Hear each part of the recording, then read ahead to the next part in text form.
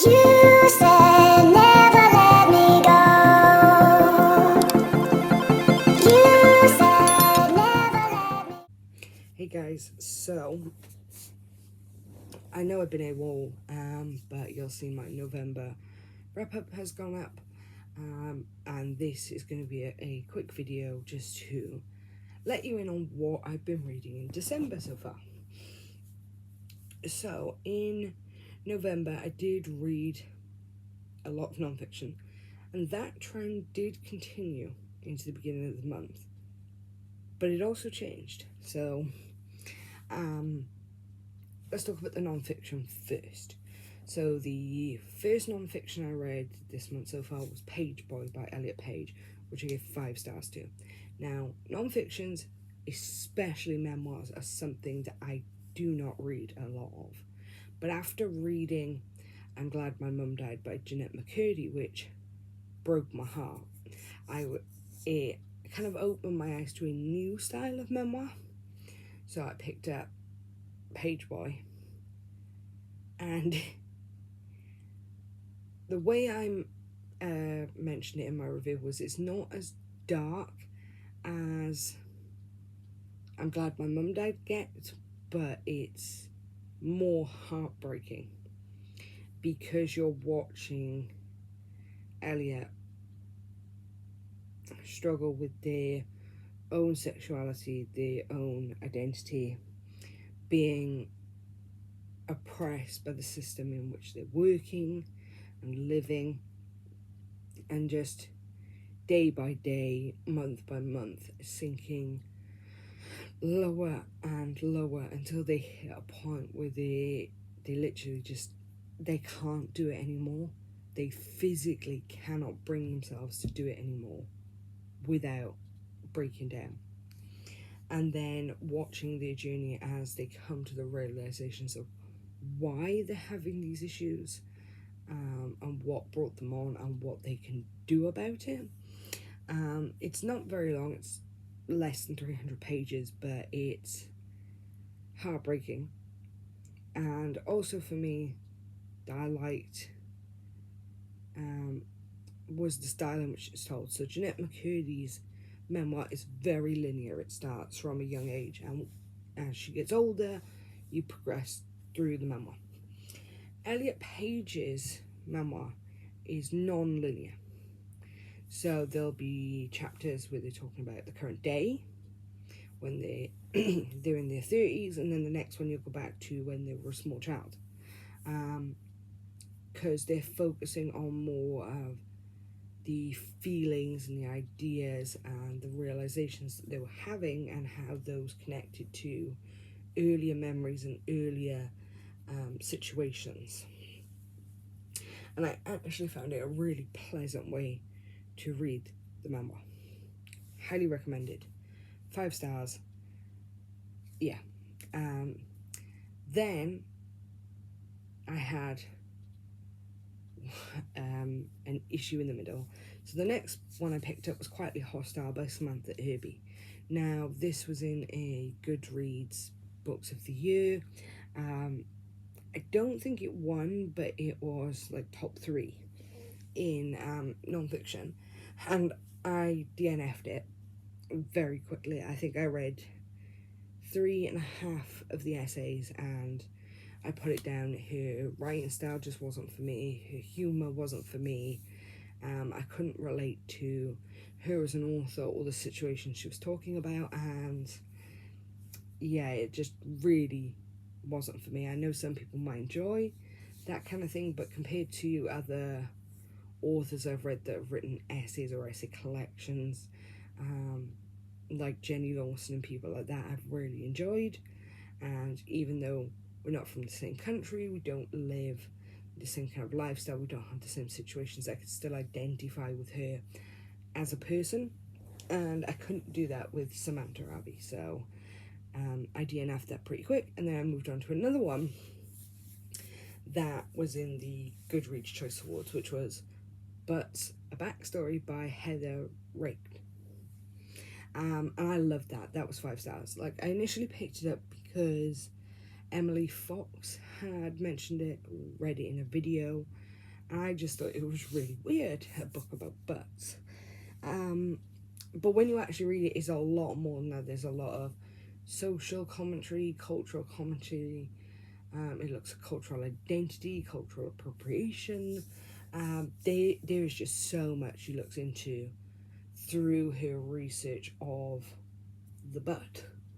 And I ended up really loving it. And I think I flew through it in like a day or two. And the audiobook was great too. So yeah. And then the fiction I read was all smutty romance. What a duality this month. But I've read Blood Moon by Gillian Graves. I have read Titan by Gillian Graves and really enjoyed that. Blood Moon's a 5. It looks at the relationship between a witch and a vampire, and it's just cozy, it's funny, and it's cute. It also gets a lot of bonus points for the female main character being both plus sized and over 6 foot, which are two dynamics you very rarely see in female main characters, especially in romance. So, brilliant. I then went and read a new author, which was Threads of Fate by Lexi Esme. Gave that 4 stars. Again, follows a plus-sized interracial couple, but the male is a spider person. Now, normally spiders would put me off because I really don't like spiders, but after reading Ensnared by Tiffany Robert, yeah, it kind of opened my eyes, so I gave it a go. Yes, there were a few issues, the pacing was a bit off in places, but I actually really enjoyed it, and I felt that the situations they were in and the dynamic they had, it really had the potential to be a full-length novel, 300-400 pages. Could have easily been put in there with a few extra conflicts, and it would have been great. And then I went back to an old classic of mine. I went back to xmas Costa.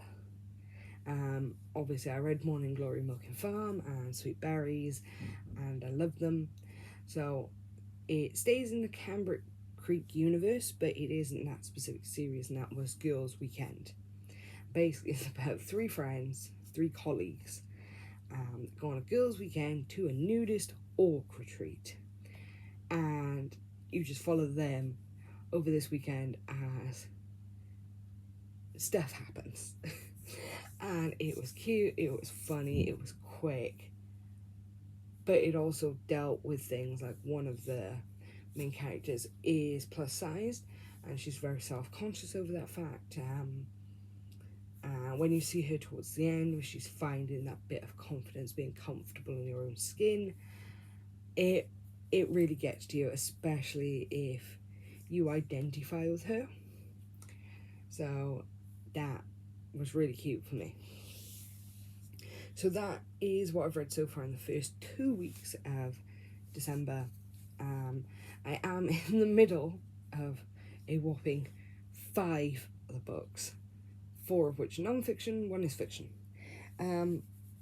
So I'll talk about them briefly. Obviously, you've heard me talk about The Nightingale Gallery by Paul Doherty, which is the fictional book I'm currently in the middle of. It's a very old series, murder mystery series following a monk, basically. I'm in the middle of reading the first book. I'm about 30% in. I am really enjoying it, but I'm not in the mood at the minute for a lot of fiction, so I just kind of put it down and I'll come back to it hopefully before the end of the year. And then I am nearly halfway through Convicting the Moors Murderers by Chris Cook. Really enjoying that because it looks at the side of the Moors murders that wasn't covered by the media. So the crimes, the trial, the sentencing was very heavily covered by the media, but the actual imprisonment of Ian Brady and Moira Hindley was not. So I'm enjoying that. But it is very dry in places and very slow. So I've taken a bit of a break from it. The only two other non-fictions are ones I've started recently, which is Slaying the Dragon, The Secret History of D&D by Ben Riggs. First couple of chapters, I'm into that. I'm about 12% into it. But it wasn't what I was expecting. I was expecting, I don't know what I was expecting, but they're talking about like the actual company and how D&D came to be, and I wasn't kind of expecting that. So threw me for a loop for a minute, but I am excited to read more of that. And then I'm also reading Bad Gays, A Homosexual History by Hugh Lemmy. This is amazing. The premise of it and how they're executing it is brilliant. So the premise is basically some gay people are remembered as martyrs of homosexual history. You know, think Oscar Wilde and Alan Turing, because of what they endured and what they did for the homosexual history, basically. But the author is asking the question, what happened to the so-called bad gays?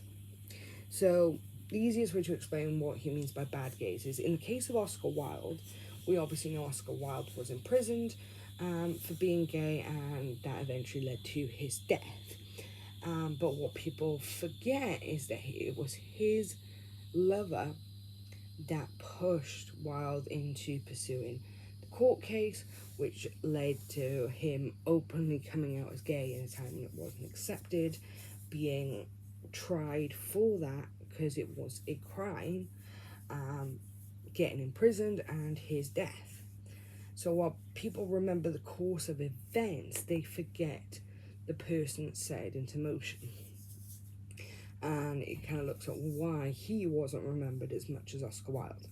And it's looking at a lot of different people.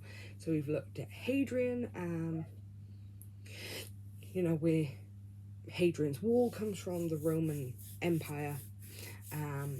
We've looked at James the First, and now we're looking at Frederick the Great.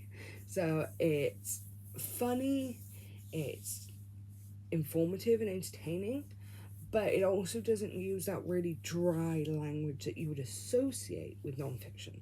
Like, there are times when they're throwing in swears, they're talking exactly like we do, and I am really enjoying that. The audiobook is also top tier. And then the last book I'm in the middle of is actually an anthology of a short story collection, and I love the premise of it, but some of the stories are taking me a while to get into because they're short stories, so like I don't have time to like really get into the story before it's over. So I read a couple of them here and there, and then I go to something else. But that is Classic Monsters Unleashed. So this is an anthology basically taking classic monsters such as, the vampire, the mummy, Frankenstein's monster, and putting a new twist on the story. So one I recently really enjoyed was the retelling of Frankenstein.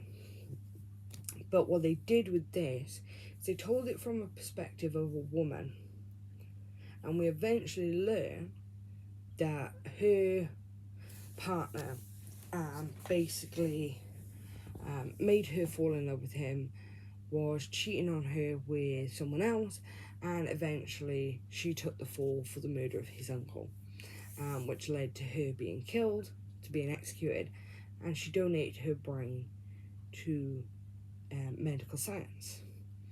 But said brain was stolen and was apparently used by Victor Frankenstein in the creation of Frankenstein's monster. But it looks at the fact that the brain might remember who it was before.